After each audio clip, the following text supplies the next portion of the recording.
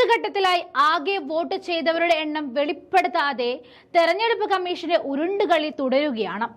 ഓരോ ബൂത്തിലും പോൾ ചെയ്ത വോട്ടുകളുടെ രേഖയായ ഫോം 17C സ്കാൻ ചെയ്ത റിപ്പോർട്ടുകൾ ഔദ്യോഗിക വെബ്സൈറ്റിലൂടെ പുറത്തുവിടാൻ നിയമപരമായ ബാധ്യതയില്ല എന്നാണ് തിരഞ്ഞെടുപ്പ് കമ്മീഷൻ സുപ്രീം കോടതിയിൽ സമർപ്പിച്ച സത്യവാങ്മൂലത്തിൽ അവകാശപ്പെടുന്നത്.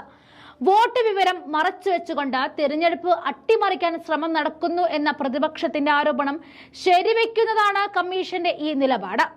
സ്ഥാനാർത്ഥികൾക്കോ പോളിംഗ് ഏജന്റുമാർക്കോ മാത്രമേ ഫോം 17C പകർപ്പ് കൈമാറാനാകൂ എന്നും സത്യവാങ്മൂലത്തിൽ എടുത്തു പറഞ്ഞു.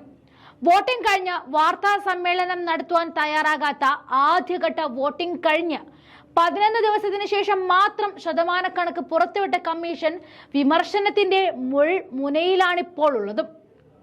തുടർന്നുള്ള ഘട്ടങ്ങളിലും ശതമാനക്കണക്ക് വൈകി പുറത്തുവിട്ടപ്പോഴും വോട്ട് ചെയ്തവരുടെ എണ്ണം വെളിപ്പെടുത്തിയില്ല.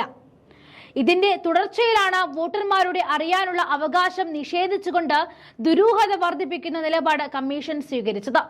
ഫോം 17C സ്കാൻ ചെയ്ത പകർപ്പുകൾ തെരഞ്ഞെടുപ്പ് കമ്മീഷൻ ഔദ്യോഗിക സൈറ്റിലൂടെ പുറത്തുവിടാൻ നിർദ്ദേശിക്കണമെന്നാവശ്യപ്പെട്ട് സർക്കാരേതര സംഘടനകളായ കോമൺ കോസും അസോസിയേഷൻ ഫോർ ഡെമോക്രാറ്റിക് റിഫോഴ്സുമാണ് സുപ്രീം കോടതിയെ സമീപിച്ചത്. ഹർജി പരിഗണിച്ച ചീഫ് ജസ്റ്റിസ് DY ചന്ദ്രചൂഡ് വിഷയത്തിൽ നിലപാട് വ്യക്തമാക്കി സത്യവാങ്മൂലം സമർപ്പിക്കാൻ തെരഞ്ഞെടുപ്പ് കമ്മീഷന് നിർദ്ദേശം നൽകുകയായിരുന്നു.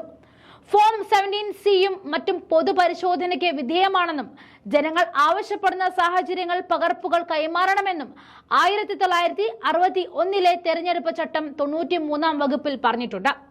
ഇതനുസരിച്ചുള്ള ഫോം 17C 2 ഭാഗവുമുണ്ട്.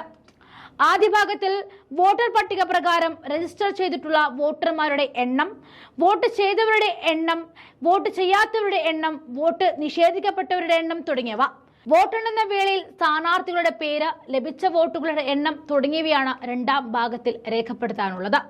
ഇതോടെ ഈ തെരഞ്ഞെടുപ്പ് കമ്മീഷന്റെ ഉരുണ്ടുകളിയിൽ എന്തൊക്കെയോ അവ്യക്തതകൾ തുടരുന്നു എന്ന് തന്നെയാണ് നമുക്ക് മനസ്സിലാക്കാനുള്ളത്.